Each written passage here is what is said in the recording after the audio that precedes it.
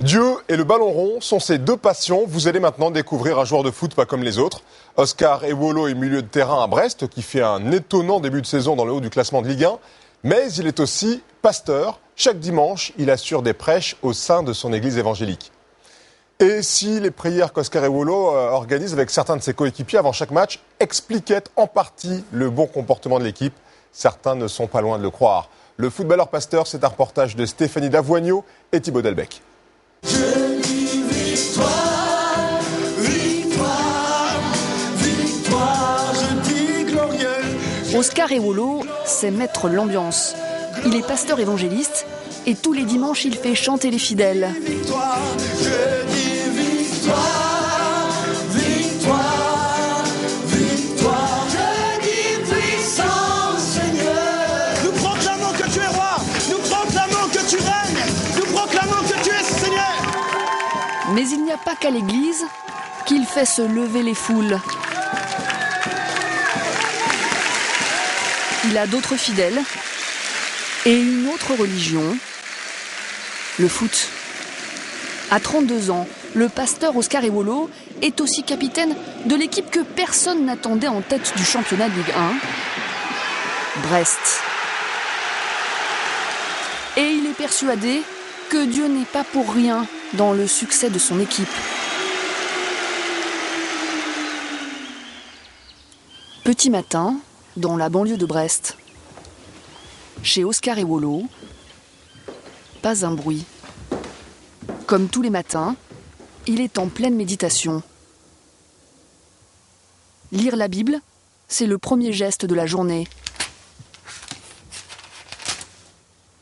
J'aime bien l'équipe, mais bon, je préfère la Bible quand même. C'est vrai que je préfère m'imprégner de ce type de message avant de commencer une journée. Avant de jouer ? Avant de jouer, ouais. Avant de jouer, et puis parce qu'on sait très bien, souvent on ne sait pas de quoi une journée peut commencer. Maintenant, c'est vrai qu'il faut l'aborder comme il faut. Oscar n'a pas toujours été évangéliste. Né dans une famille catholique à Brazzaville, au Congo, il arrive en France à l'âge de 4 ans. Enfant, il fréquente davantage les terrains de foot que les églises.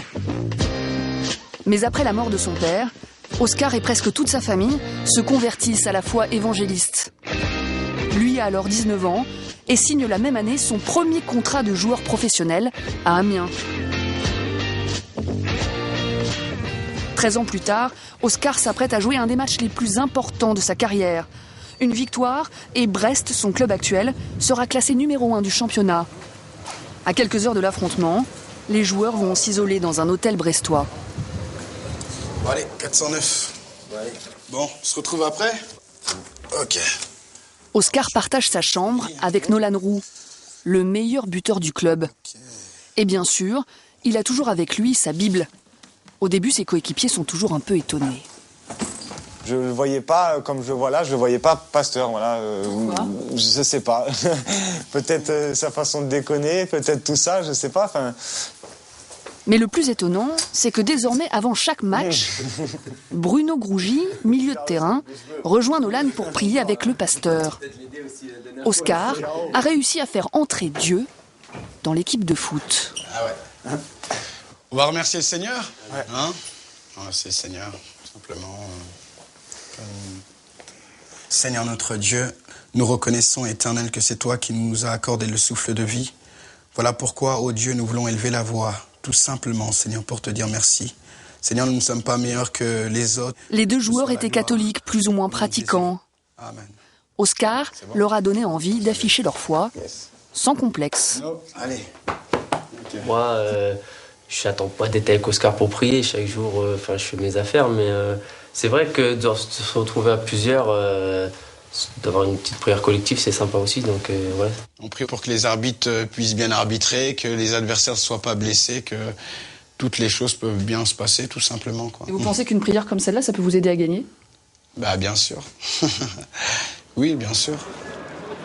Évidemment, malgré toutes ces prières, Oscar n'a pas connu que des victoires. Mais ce soir, face à Saint-Étienne, un poids lourd du championnat, le pasteur va se sentir conforté dans sa foi. Car Brest va gagner 2-0.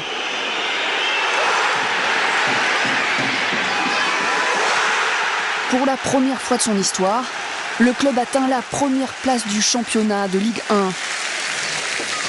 Dans les vestiaires, tout le monde attend la star, Oscar.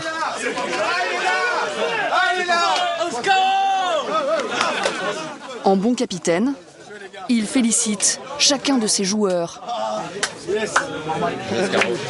À quoi vous pensez là, juste à ce moment-là? À votre avis? Je sais pas. Je suis très content, je bénis le Seigneur comme d'habitude. Oscar remercie Dieu. Son entraîneur, athée, croit davantage au travail de son équipe. Souvent, il tacle gentiment son capitaine évangéliste.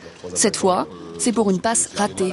Un pasteur est quelqu'un de très très lucide et tu l'es. Quand le ballon t'a voulu faire une passe très facile, je t'ai engueulé sur le coup. Tu m'as dit, coach, c'est à cause d'une mode de terre. Est-ce que c'est vrai? Oui, c'est vrai, coach. Alors je te crois. La prochaine. Dans une carrière de football. Lendemain de victoire chez Oscar. Alors quand on est leader comme ça, on en profite. Pendant qu'il répond à des interviews pour la radio, sa femme prépare le repas dominical. Audrey, d'origine normande, est devenue évangéliste au moment de l'adolescence. Puis elle a rencontré Oscar pendant un barbecue chrétien.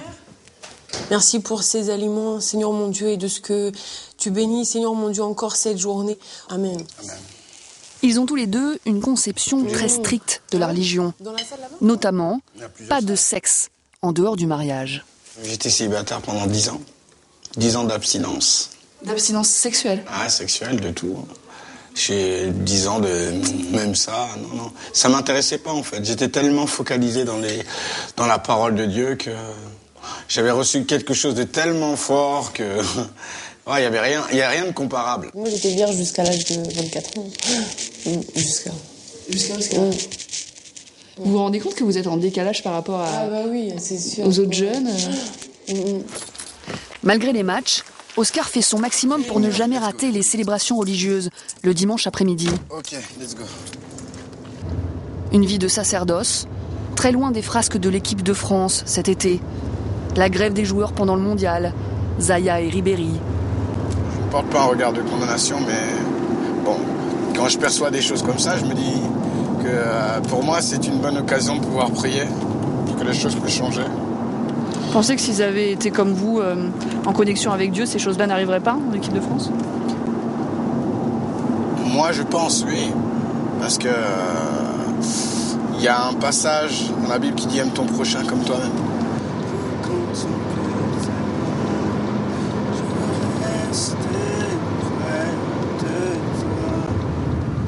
L'église est à 1h30 de voiture de Brest, à Lorient, là où Oscar jouait avant. Un centre évangéliste qu'il a lui-même créé il y a 2 ans. La structure est financée par les dons des fidèles. Oscar reverse une partie de son salaire, il ne nous dira pas combien. C'est une messe à l'américaine, avec son chœur, en tenue gospel. Mais là, vous aimez bien être bien habillé comme ça? Ouais, c'est spécial, c'est un jour spécial. C'est la journée du Seigneur. Pour nous, c'est une célébration. On lui apporte notre reconnaissance pour tout ce qu'il a fait dans la semaine. Tout ce que je veux, c'est t'aimer. Oscar a lui aussi revêtu son plus beau costume.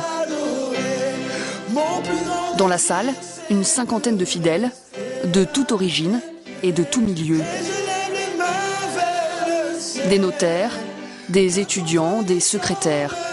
Beaucoup sont d'anciens catholiques convertis.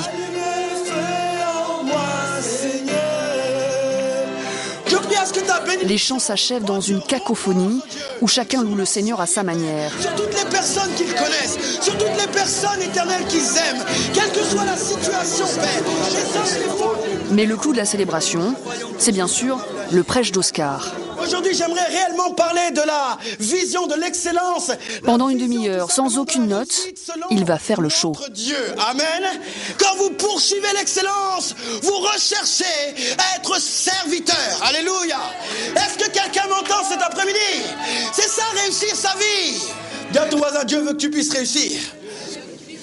Est-ce que tout le monde me suit? Et Jésus-Christ va mourir tout simplement sur la croix afin que tu sois sauvé. Comme les évangélistes américains, Oscar harangue la foule et fait même oublier qu'il est footballeur.